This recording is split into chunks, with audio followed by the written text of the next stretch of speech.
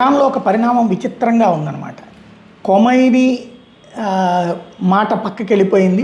ఇప్పుడు పహ్లవీ మాట బాగా వినబడుతుంది. ఇరాన్లో ఇస్లామిక్ మత పెద్దల పాలనకు వ్యతిరేకంగా సాగుతున్న తీవ్రమైన ప్రజా తిరుగుబాట్లు మాజీ యువరాజు రెజా పహ్లవీ కేంద్ర బిందువుగా మారుతున్నారు. 17 ఏళ్ల వయసులో అమెరికా వెళ్ళి అప్పటి నుండి అక్కడే ఉంటున్న 65 ఏళ్ల రెజా పహ్లవీ సొంత దేశంలో ప్రజా తిరుగుబాట్లు మరింత ఎగదోస్తున్నారు. ఇస్లామిక్ రిపబ్లిక్ను కూలదోస్తే దేశానికి ప్రత్యామ్నాయ రాజకీయ దిశను చూపేందుకు సిద్ధమని ప్రకటించారు.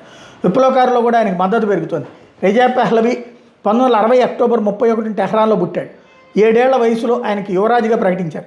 17 ఏళ్ల వయసులో ఫైటర్ పైలట్ శిక్షణ కోసం ఆయన అమెరికా వెళ్ళారు.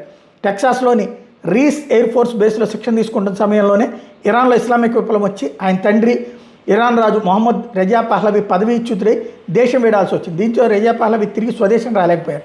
అయితే ఇప్పుడు ఖొమేనీ పాలనకు వ్యతిరేకిస్తున్న ప్రతిపక్ష వర్గం రెజా పహ్లవీ తిరిగి స్వదేశం రావాలని చాలా కాలంగా కోరుతోంది. ఆయన కూడా అందుకు సుముఖత వ్యక్తం చేశారు. గత 12 నెలల్లో ఆయన పొలిటికో వార్తా సంస్థకి ఇచ్చిన 3 ఇంటర్వ్యూలో ఖొమేనీ పాలన ఎలా కూలదో వచ్చి వివరించారు. తాజా ప్రజా తిరుగుబాటుకు ఆ ఇంటర్వ్యూలు కూడా కొంత కారణం అన్నటువంటి విశ్లేషకుల అభిప్రాయం.